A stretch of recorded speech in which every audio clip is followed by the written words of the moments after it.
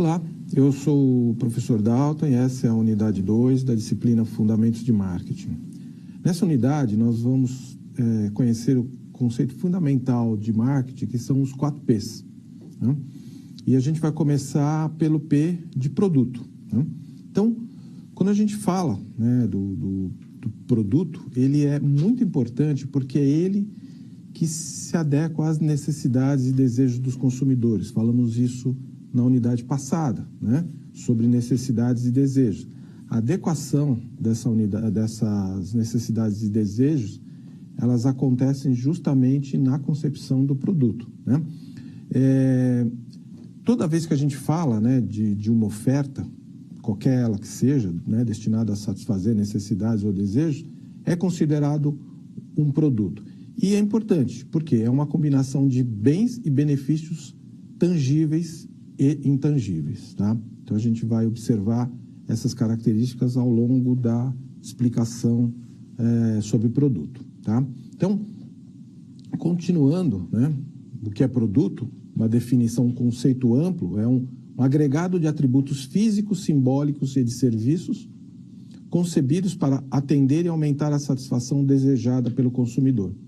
E aí você vai observar que esses produtos, né, eles têm características diferentes. Né? Dentro do escopo de produto, a gente classifica bens físicos, como livros, comida, serviços, corte de cabelo, seguro de carro, experiências e eventos, né, como concertos, desfiles, pessoas, né, como políticos, celebridades, lugares, né, Veneza, Rio de Janeiro, organizações, né, empresas em geral, SOS Mata Atlântica, porque também cabe às organizações sem fins lucrativos, e informações e ideias, né, consumo consciente, coleta seletiva de lixo.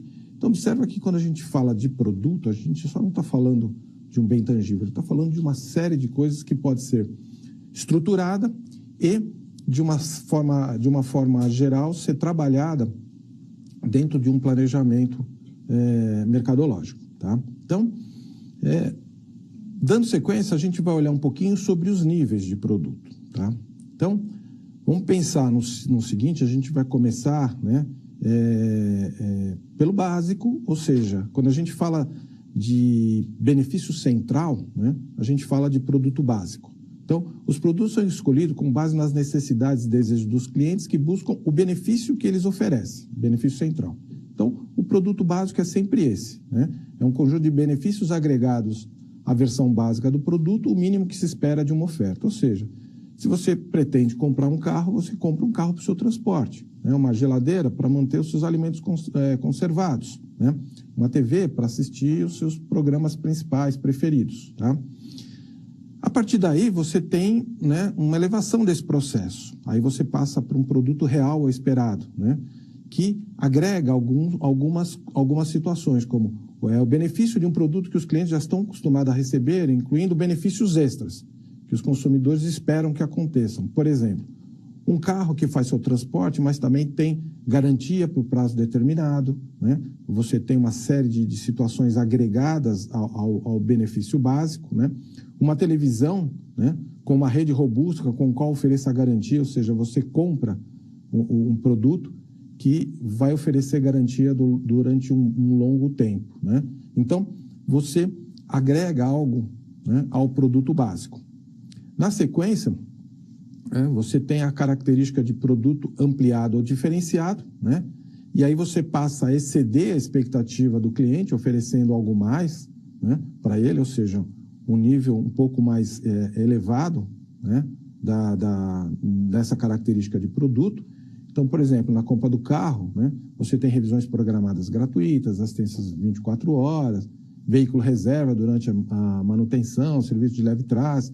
Então, tudo isso, né, vai ampliando o escopo do produto, para que vá diferenciando o produto da concorrência, agregando valor e trazendo o consumidor para preferir o seu produto do que o produto da concorrência, né? Então, e a partir daí você tem aquilo que a gente chama de produto potencial, né? E aí é um patamar um pouco acima, né? O produto incorpora todas as transformações sugeridas pelo consumidor, né, e possibilidades futuras, como os veículos autônomos, TV com realidade aumentada e virtual para interagir com óculos de realidade virtual, né? Oferecer experiências imersivas e projetar conteúdos tridimensionais em ambientes residenciais. Observa que assim, existe um escopo muito grande, né, do aumento progressivo da característica de produto, desde o produto básico ofertado, que vai atender uma necessidade básica, né, aquilo que você efetivamente compra aquele produto, para o que a gente chama de valor agregado, ou seja, o produto vai agregando valor, vai trazendo situações em que elas vão criando, né, esse vínculo com o consumidor e, na realidade, acaba excedendo, né, a expectativa do consumidor, torna o consumidor muitas vezes fiel àquele produto ou àquele serviço por conta dessas características de valor agregado. Tá? Então, essa é uma característica importante que a gente tem que observar em todos os produtos, né, quando tratamos da área de marketing. Então, classificação de produtos, né? Então, começamos aqui uma classificação que ela é importante, né, porque ela vai servir de base para o que a gente vai ver, né, nos outros P's de distribuição, uma série de outras coisas. Então, aqui nós estamos falando, né, de durabilidade, tangibilidade e uso, né, tanto bens de consumo como bens industriais, coisas que já falamos na unidade anterior, né? Então, vamos lá. Classificação de bens de consumo. Primeira característica, né, eles são agrupados pela forma como os consumidores tomam a decisão de compra. Então, vamos pensar o seguinte, bens de conveniência, isso é o primeiro, né, são aqueles comprados com frequência, com pouco esforço, né? São aqueles que são encontrados facilmente em ponto de venda, você não faz nenhum esforço de compra, né? Você compra de forma rotineira, né? As características, muitas vezes, né, são relevantes em termos de marca, uma série de outras coisas, né? Você passa para um segundo estágio, que são bens de compra comparado, e aí sim você passa, né, a um patamar um pouco mais elevado, onde você tem comparação de produtos, né, adequação, qualidade, modelo, e aí você tem como exemplo móveis, vestuários, né, carros, eletrodomésticos, né? Aí um nível de excelência, né, que são os bens de especialidades, que são únicos, pelos quais os compradores estão dispostos a fazer um esforço extra, né? Por exemplo, carro de alto luxo. Então, você só vai encontrar especificamente em determinadas categorias, não envolve comparações, porque essa é uma decisão já direta de compra daquele produto, né? E você tem os bens não procurados, que é uma categoria à parte, né, mas que faz parte dessa classificação, que são aqueles produtos que a gente vai necessitar, mas a gente muitas vezes não conhece, não buscam, né? São jazigos, serviços funerários, coisas relacionadas a esse tipo. A gente, na realidade, vai procurar esse produto quando a gente precisa usá-lo, né? A gente nunca tem a expectativa de buscar esse produto antes da utilização dele. Então, essa é uma característica, né, da classificação de bens de consumo. Aí a gente passa para os bens industriais, sempre falando, né, mercado de consumo, mercado industrial.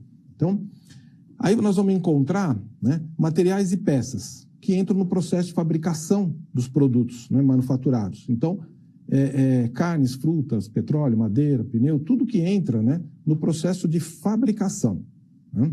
Então, matéria-prima.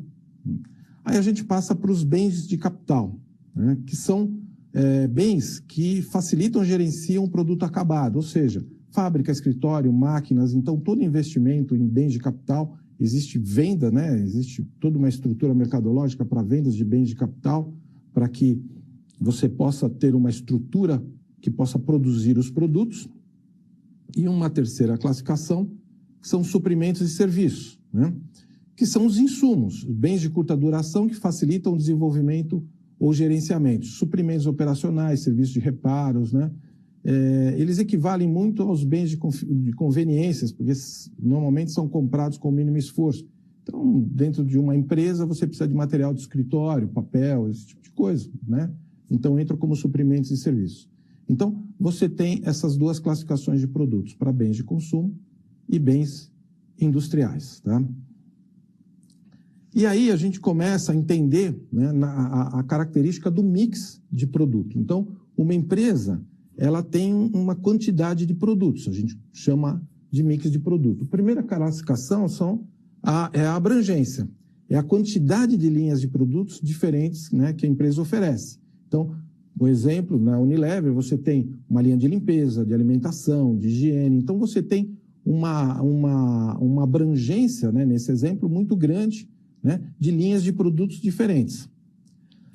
A extensão, né, é o número de itens e variedades oferecido dentro daquele mix de produtos. Normalmente, isso, né, cai para a característica de varejo, né? No supermercado, você encontra uma extensão muito grande de determinados produtos, de massa, espaguete, penne, fusilli, né? Então, isso caracteriza a extensão do seu mix de produto. Profundidade, né, é a variação, é a profundidade dentro de cada item de uma linha. Falamos da linha na abrangência e aqui a gente fala da profundidade. Então, por exemplo, você pode ter um shampoo com tamanhos diferentes, modelos diferentes, tipos diferentes, mas nós estamos falando de uma linha de produtos dentro da linha de higiene, ou seja, uma profundidade de linha, né?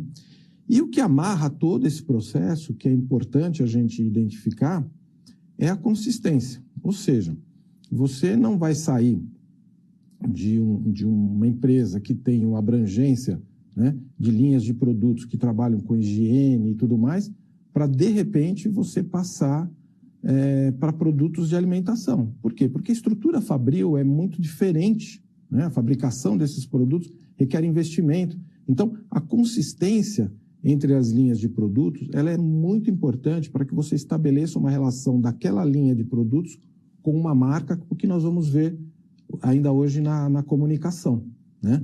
É importante, né? Você não consegue, muitas vezes, ter uma marca ligada à área de higiene que esteja também ligada à área de alimentação. Às vezes é muito difícil, né? Então, por isso que você tem estratégias de marcas diferenciadas, né? E aí, algumas decisões para trabalhar esse mix de produto, tá? Então, você pode ampliar ou reduzir, né? Lançamento de novas linhas, aumentando a abrangência, variações dentro da própria linha, né? Aumentando a profundidade ou a extensão. Você pode enxugar, diminuir o portfólio, removendo itens de baixo desempenho. E a questão do posicionamento estratégico, né? Ou seja, você vai alinhar todo esse mix de produto ao posicionamento desejado da marca, né? Então, por exemplo, você quer oferecer produtos apenas premium, para reforçar sempre o conceito de imagem sofisticada, né? Isso é uma característica importante. E quando a gente fala da diferenciação competitiva, né, nós estamos falando do uso do mix, né, como diferencial diante da concorrente. Então, incluir itens exclusivos, linhas sazonais ou serviços complementares, né, para fidelizar e atrair clientes. Essa diferenciação competitiva é muito voltada para as características de lançamento, né, de produtos sazonais em épocas específicas, onde você lança né, dentro da sua linha de produtos um mix diferenciado, tá? Então, são decisões importantes sobre o mix de produto. Perfeito? Então, agora, nós vamos para a nossa interatividade, tá? E eu vou ler aqui para vocês. Quais dos seguintes produtos podem ser classificados como bens de conveniência? Vamos lá. A. Produtos exclusivos adquiridos após pesquisa extensa. B. Produtos comprados frequentemente e com pouco esforço. C. Produtos industriais utilizados em manufaturas. C. Produtos não procurados que exigem propaganda intensa. E E. Produtos especializados de alto valor agregado. Muito bem, voltamos já então com a resposta.